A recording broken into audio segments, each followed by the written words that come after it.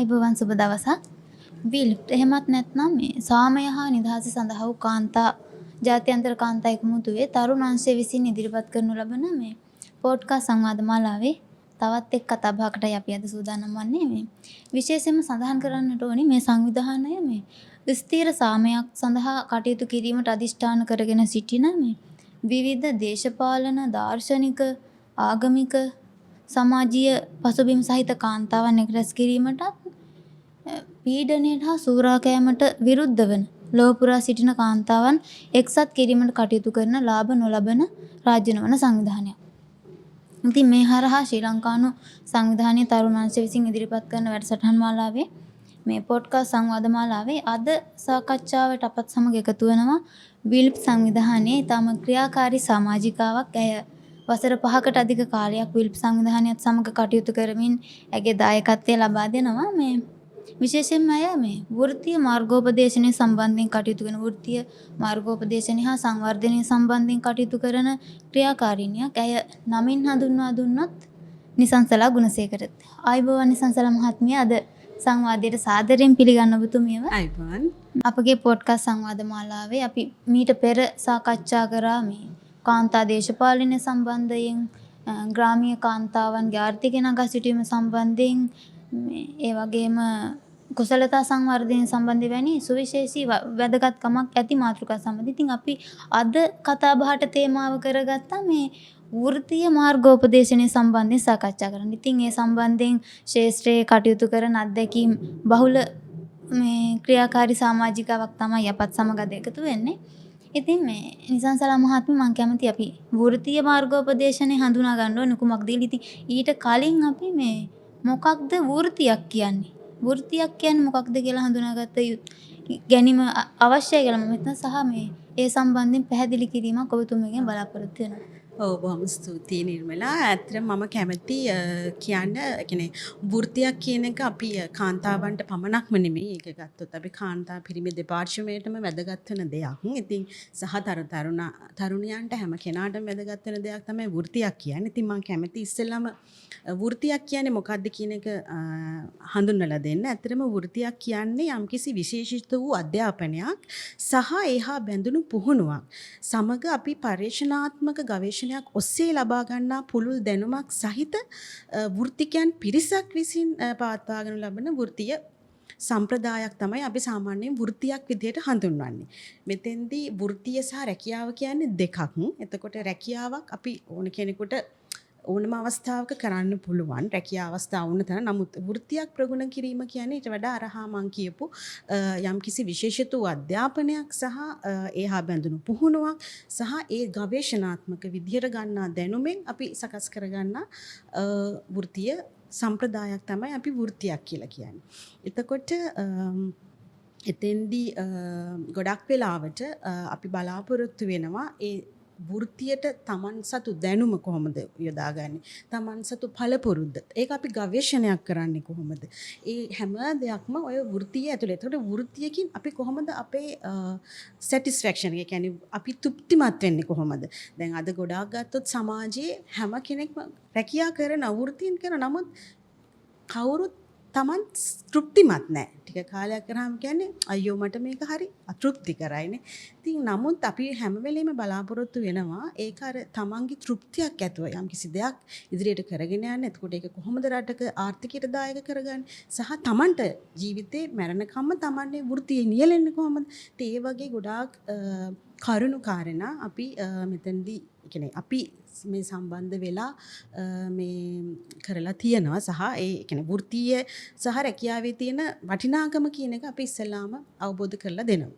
හරි. එතකොට නිසංසලා මහත්මිය, දැන් ඔබතුමිය සඳහන් කළා දැන් කෙනෙක් වෘත්තියක් තුළ තෘප්තිමත් වෙන්න නම් දැන් ඒ ගැන අපි අවබෝධයකින් යම් රැකියාවකට යොමු වෙනවා නම් ඒ තුලින් අපිට මේ රැකියාව පමණක් නෙමෙයි අපිට තියෙනවනේ යම්කිසි අපි කැමති පැති. දැන් අපි පොඩි කාලෙදී අපි හිතනවානේ අපි ලොකු වුණාම මෙහෙම වෙනවා කියලා. දැන් හිතනවා අපි පොඩි කාලෙදී කියනවා අපි ડોක්ටර් කෙනෙක් වෙනවා, අපි ගුරුවරියක් වෙනවා. ඒ වගේ එක එක බලාපොරොත්තු තියෙනවා. නමුත් ඒක පසු කාලීනව අපි ටිකක් වැඩි විදිහටපත් වෙනකොට අපේ ඒ බලාපොරොත්තුව කියන එක වෙනස් වෙනවා. නමුත් හැම වෙලෙම අපි ළඟ තියෙනවා අපි යම්කිසි අපි කරන හැම දෙයකින්ම සතුටක්, තෘප්තියක් ලබා ගන්න. ඉතින් ඒක තමයි එතෙන්දී අපි ගොඩාක්ම බලාපොරොත්තු වෙන්නේ තමන්ගේ රුචිකත්වය කියන එක. ඔව් එතකොට දැන් අපිට වෘත්තියක තෘප්තිමත්ව නියැලීමට නම් ඒ මාර්ගෝපදේශනය කියන දේ අත්‍යවශ්‍යයිනේ. එතකොට දැන් වෘත්තීන් සම්බන්ධයෙන් පවතින මාර්ගෝපදේශය කියන්නේ වෘත්තීය මාර්ගෝපදේශනයක් කියන්නේ කුමක්ද? ඔව් වෘත්තීය මාර්ගෝපදේශනයක් විදිහට අපි හඳුන්වන්නේ නිර්මලා ඇත්තටම වෘත්තියේ තියෙන විකල්පයන් අපි හඳුර ගන්නවා. අපිට තියෙන වෘත්තීය විකල්පයන් මොනවද? එතකොට ඒකට අවශ්‍ය දැනුම කොහොමද අපි හදාගන්නේ සහ අපි මේ වෘත්තියන් පිළිබඳ තියෙන තොරතුරු මොනවාද අපිට සහ අපි කුසලතා අපි කොහොමද මේ වෘත්තියට අනුගත වෙන්න කුසලතා සංවර්ධනය කරගන්නේ සහ අපි කුමනාකාරයේ පළපුරුද්දක් ලබා ගන්න ඕනේද අන්නේ කියන සියලුම කාරුණු කාරණා එකට එකතු කරගෙන ඒක වෘත්තීය තීරණයක් ගන්න ඒ සියලුම අර මං කියපු කරුණු ටික ගලපලා ගන්න එක තමයි අපි ගලපා ගන්න පුද්ගලයෙකුට හෝ කාන්තාවකට හෝ ඒ අවශ්‍ය හිතන්නකෝ දැන් මෙතන කාන්තාව පිරිමියා සහ තව ඉන්නවා අපේ සමාජයේ විශේෂ අවශ්‍යතා සහිත දරුදරුව මේ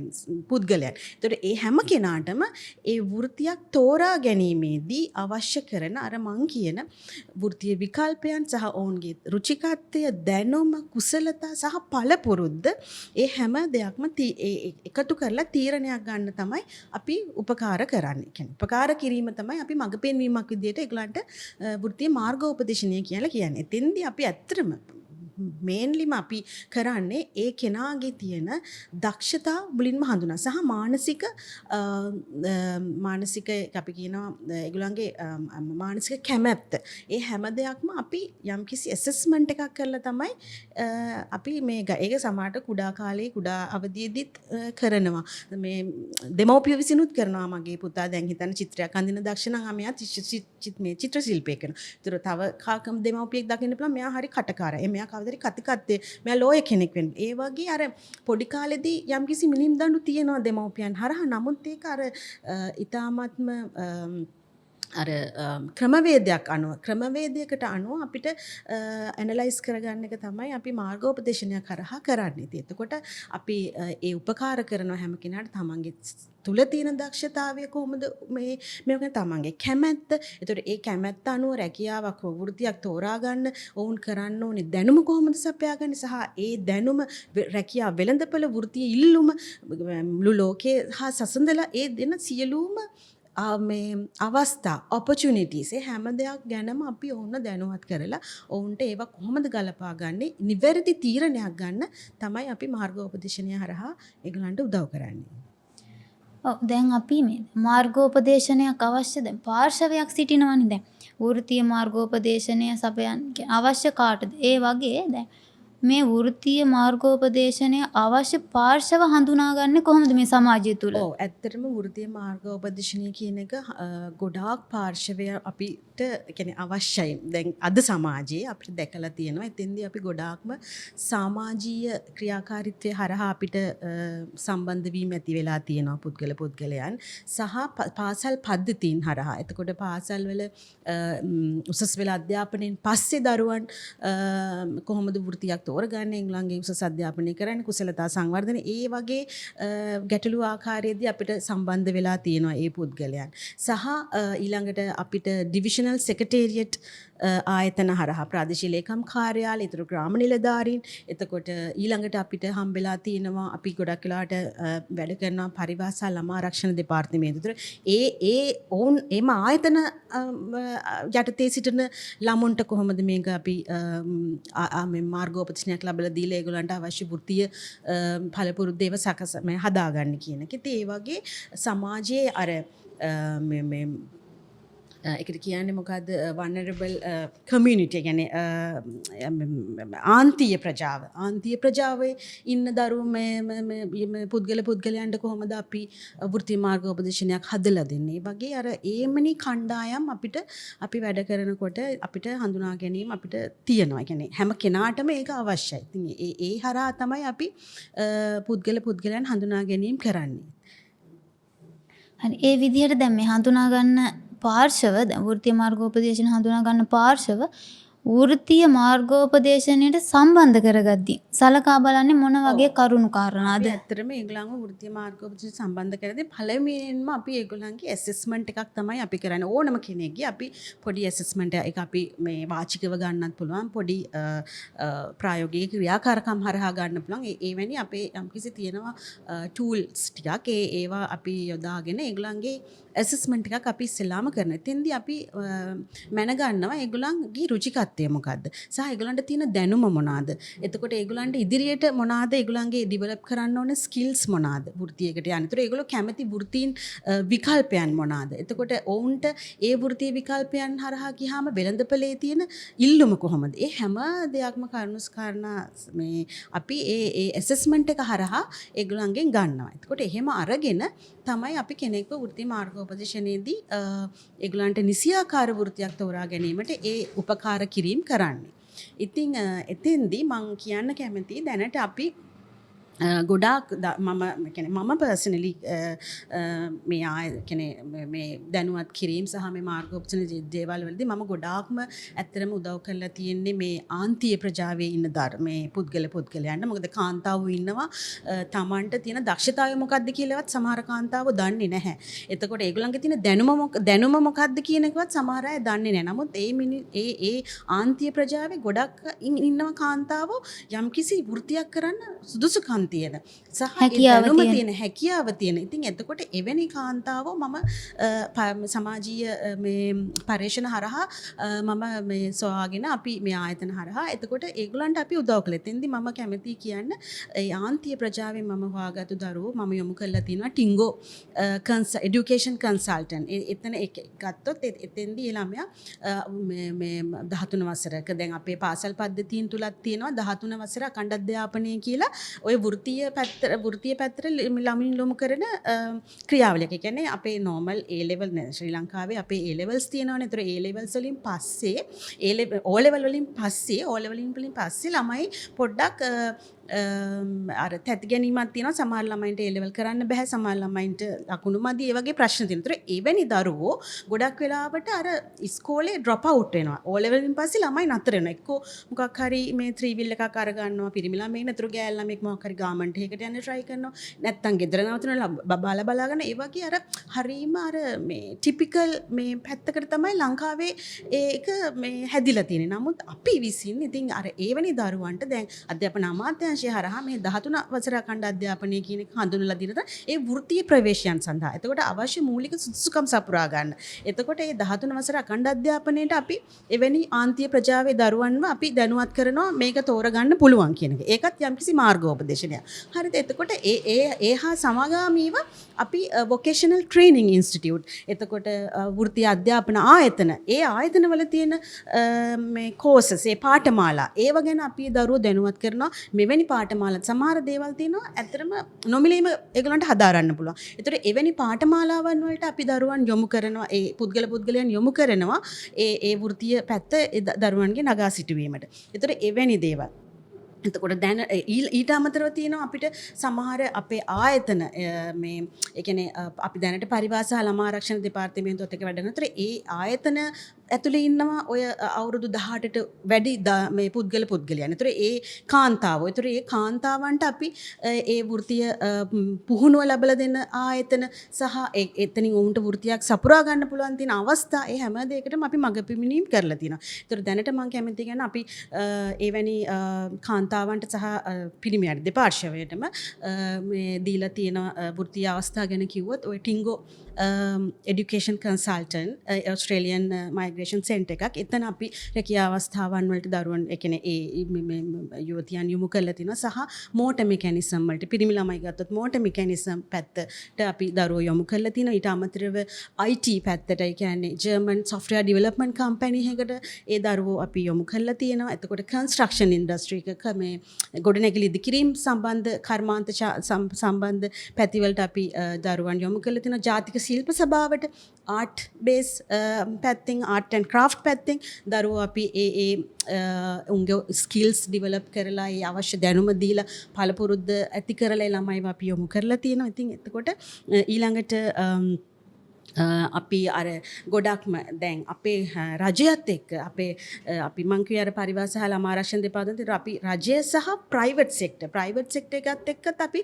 පාර්ට්නර්ෂිප් එකක් ගොඩනගාගෙන ඒ අර ආන්තිය ප්‍රජාවේ ඔය දැන් ඔය රැකිය ආයතනගත වෙලා ඉන්න දරුවෝ අපි යොමු කරලා තියෙනවා හෝටල් පද්ධතීන් වලට යොමු කරලා තියෙනවා එතකොට රෝහල් පද්ධතීන් වලට යොමු කරලා තියෙනවා ඒ පාර්ට්නර්ෂිප් එක අපි බිල්ඩ් කරලා තියෙනවා ඇත්තටම ලංකාවේ ප්‍රධාන පෙළේ ආයතනයක් විදිහට කියන්න පුළුවන් නයින් වෙල්ස් හොස්පිටල් ලිමිටඩ් ඒගොල්ලෝ අපිට මේ දායක කරලා අපි ඒක මේ සංමේව කරලා දීලා තිනවා. ඉතින් අර ඒ වගේ අපි ගොඩක් වෙලාවට කාන්තාවෝ තරුණ කාන්තාවෝ හැම කෙනාම අපි ඒ කියන්නේ යම්කිසි වෘත්තීය අවශ්‍යතාවය වෘත්තීය විකල්පයන් වෘත්තීය දැනුම ඒ හැම දෙයකින්ම අපි ඕන්ම අර සංවර්ධනය කරලා තියෙනවා ඒවට යොමු කරන්න. එතකොට දැනට අපි ඉතා සාර්ථක විදිහට ඒ දරුවන්ව අපි ඒ සම්බන්ධව යොමු කරලා ඒගොල්ලෝ දැනට ඒවැ හදාරීම් කටයුතු කරගෙන යනවා.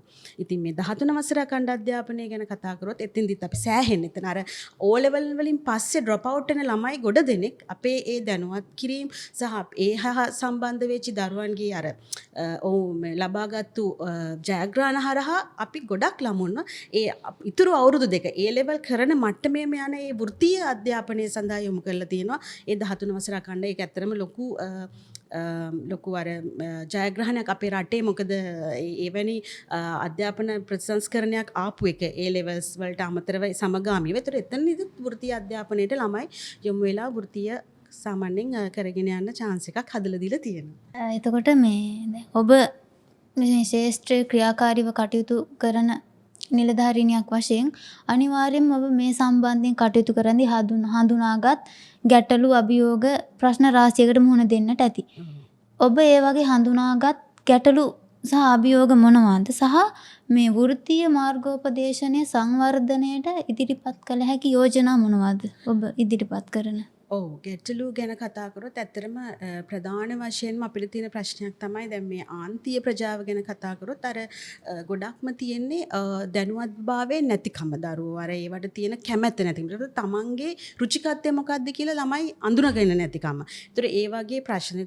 එතකොට ළමුන් අර සමාජයෙන් සමහර අවස්ථාවලදී එවැනි දරුවන් අර රැකියා අවස්ථාවන්ට යොමු කිරීමේදී ඔවුන්ට මේ සමහර අවස්ථාවලදී සමාජයෙන් යම්කිසි බලපෑමක් ඇති වෙනවනේ. එතකොට ඒතර අධ්‍යාපන මට්ටමේ තියෙන අඩුකම එවැනි අභියෝග අපිට ගොඩක් ලැබිලා තියෙනවා. සහ එවැනි දරුවෝ අර මේ සාමාන්‍යයෙන් ඒගොල්ලන්ට මේ අවශ්‍ය වැඩසටහන් කිරීමේදී අර ඔවුන්ගේ පවතින මානසික ආතතීන් ඒ වගේ දේවලුත් අපිට බලපාලා තියෙනවා. අර හරියාකාර වෘත්තියකට ඔවුන් යොමු කරගන්න. නමුත් ඒ හැම අවස්ථාවෙදීම අපි කරන කුසලතා සංවර්ධනය වගේ අපි ඔවුන්ගේ කුසලතා අයිඩෙන්ටිෆයි කරගෙන ඒවා මේ සංවර්ධනය කරන්න තියෙන ප්‍රෝග්‍රෑම්ස් අපි කරනවා ඇක්ටිවිටීස් කරන ඒවා හරහා සහ ඒ මේ මනෝවෛද්‍ය උපදේශනේ ඒ හැම දෙයක් හරහාම අපි දරුවෙක්ව කියන්නේ හොලිස්ටික් ඩෙවලොප්මන්ට් එකක් කරලා තමයි අපි ළමයාව රැකියා අවස්ථාවන් වලට යොමු කරන්න දාන්නේ. එතකොට අර අභියෝග අපි ගොඩක් වෙලාවට සමහර අවස්ථාවල අපි ෆේල් වෙච්ච අවස්ථා තියෙනවා. නමුත් අපේ අර කන්ටිනියුවස් ෆලෝ අප්ස් වලින් එතකොට ඒ කියන්නේ හැම වෙලේම මේ දරුවන්ගේ පිටිපස්සේ ඉඳලා ඒගොල්ලන්ට අවශ්‍ය දේ මොකද්ද අවශ්‍ය දේ කොහොමද අපි ලබලා දෙන්නේ කියන එක ඕන්ව සවිබල් ගැන්වීම තුලින් අපි සාර්ථකත්වයට ලබලා තියෙනවා. ඉතින් අභියෝග ගොඩක් තියෙනවා. මොකද අපේ ලංකාවේ ගත්තොත් අධ්‍යාපනයේ අර all inclusive setup එකට වඩා වෙනස් මේ සාමාන්‍යයෙන් අර different කියන්නේ විශේෂ අවශ්‍යතා සහිත දරුවෝ ඉන්නවා එතන. එතකොට ආන්තිය ප්‍රජාවෙන් එන දරුවෝ ඉන්න කෙනෙක් දැනුවත්භාවය නොමැතිකම. එතකොට ඒගොල්ලන්ට ඉංග්‍රීසි සාමාන්‍ය ඉංග්‍රීසි අධ්‍යාපනයේ තියෙන දුර්වලතාවයන් ඔවුන්ගේ තියෙන හැම දෙයක්ම ප්‍රශ්න විදිහට අපිට ගන්න පුළුවන්. නමුත් අර ඔය කියන සියලුම මේ ප්‍රශ්න අපි අර විදිහට ඒ ඔවුන්ගේ කුසලතා සංවර්ධන ඔවුන්ගේ කැමැත්ත ඔවුන්ගේ දක්ෂතාවය ඔවුන්ගේ පළපුරුද්ද තියෙන මොනවාටද ඒ හැම දෙයක්ම අපි මේ කියන්නේ ඇසස් කරලා ඒ හරහා ඔන්න ඩෙවලොප් කරලා තමයි අපි ඒ අදාළ වෘත්තියන් සඳහා යොමු කිරීම කරන්නේ. එහෙනම් මේ අදත් හරවත් සාරවත් කතාබහක් සිද්ධ වුණා. ඉතින් බොහොමත්ම ස්තුතියි නිසංසල මහත්මිය අද අපගේ කතාබහත් සමග එක්වුවට.